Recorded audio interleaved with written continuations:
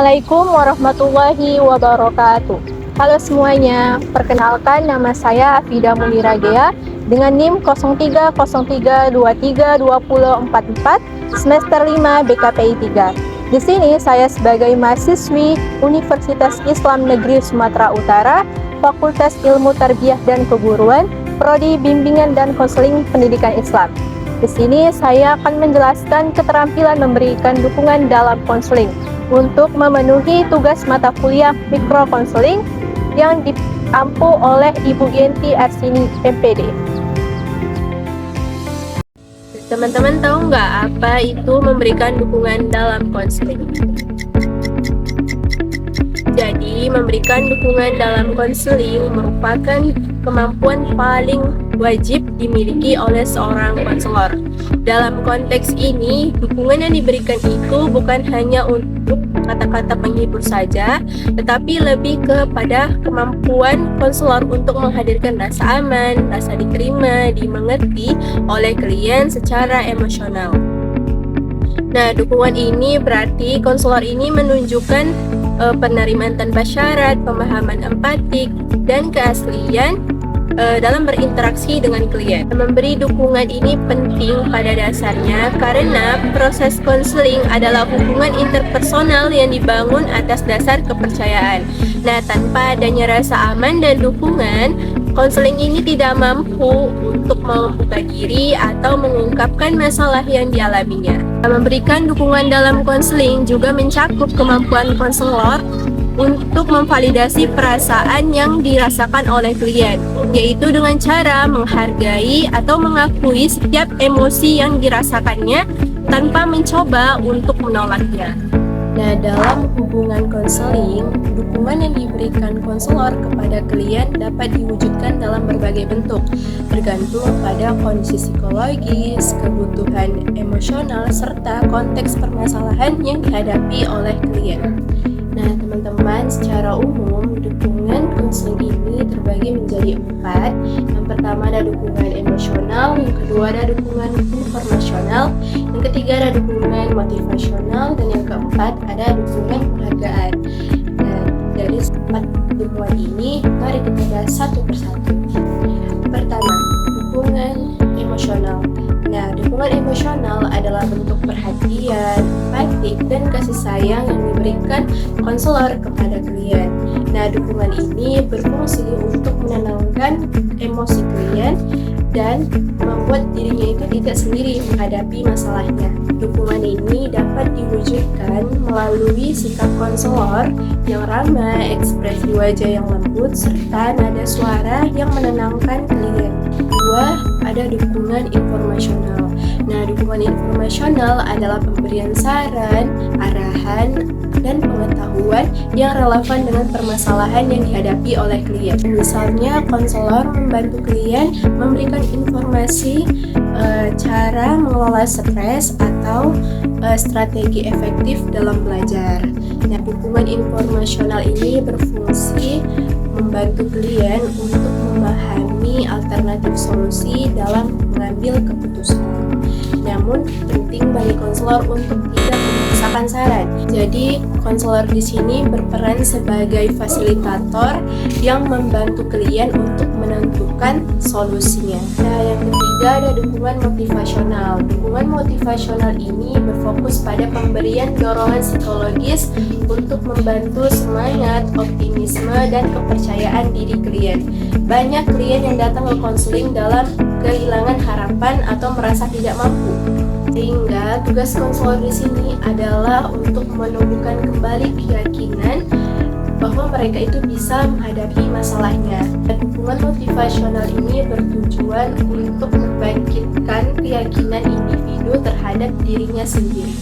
Nah, yang keempat atau yang terakhir ada dukungan penghargaan. Nah, dukungan penghargaan merupakan bentuk dukungan yang diberikan melalui pengakuan, apresiasi, dan validasi terhadap usaha atau perasaan klien. Nah, bentuk dukungan ini penting karena membantu klien merasa dihargai sebagai pribadi dan menumbuhkan harga diri yang sehat. Agar dukungan yang diberikan dalam konseling ini benar-benar efektif, konselor perlu memahami strategi yang tepat. Berikut beberapa strategi yang dapat dilakukan oleh konselor. Yang pertama, mendengarkan aktif. Mendengarkan aktif berarti konselor ini tidak hanya mendengarkan kata-kata klien saja, tetapi juga memahami makna emosional di baliknya. Nah, yang kedua, menunjukkan empati dan penerimaan tanpa syarat. Nah, menunjukkan empati ini kemampuan konselor untuk memahami perasaan yang dialami oleh klien dari sudut pandangnya, bukan dari sudut pandang pribadi konselor. Nah, penerimaan tanpa syarat ini menerima segala aspek yang ada pada diri klien tanpa menilai baik atau buruknya. Yang ketiga, menggunakan bahasa tubuh yang hangat dan terbuka. Nah, komunikasi nonverbal seperti senyuman lembut, posisi duduk yang sejajar, kontak mata yang wajar, ini dapat memperkuat pesan dukungan yang disampaikan secara verbal. Dan yang keempat, memberikan umpan balik yang membangun. Umpan balik adalah bagian penting dari dukungan dalam konseling. Nah, konselor perlu memberikan feedback yang positif dan realistis agar klien ini dapat memahami kemajuan dirinya. Nah, yang sudah mendengarkan penjelasan keterampilan memberikan dukungan dalam konseling, agar teman-teman lebih memahami cara pelaksanaannya, mari saksikan video berikut ini.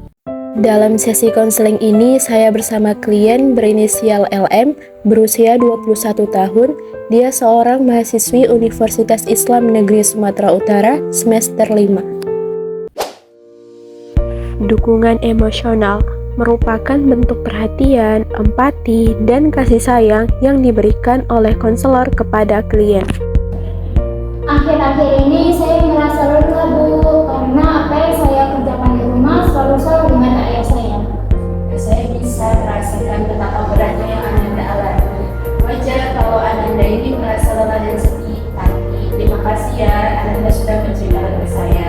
Di sini Ananda aman, saya siap untuk mendengarkan cerita Ananda. Dukungan informasional merupakan pemberian saran, arahan, atau pengetahuan yang relevan dengan permasalahan yang dihadapi klien. Seminggu lagi sekolah saya akan mengadakan ujian, Bu. Jadi saya cemas bagaimana nanti akan menghadapi ujian, sehingga hidup saya itu terganggu, Bu. Dan saya bisa kasih saran sama Ananda. Coba Ananda lakukan teknik pernapasan sebelum tidur. Contohnya seperti menarik napas selama 4 detik, lalu menghembuskannya dengan perlahan. Nah, itu bisa menenangkan pikiran Ananda seperti itu. Terima kasih, Bu.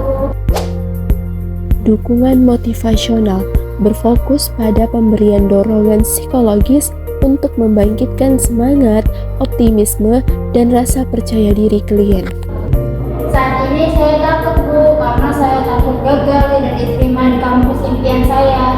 Kekhawatiran itu wajar, tapi Ananda kan sudah berusaha keras dan kemampuan Ananda itu sudah bagus. Jangan fokus kepada takutnya, tapi fokus kepada langkah-langkah yang Ananda lakukan sekarang. Saya yakin Ananda pasti bisa. Terima kasih, Bu.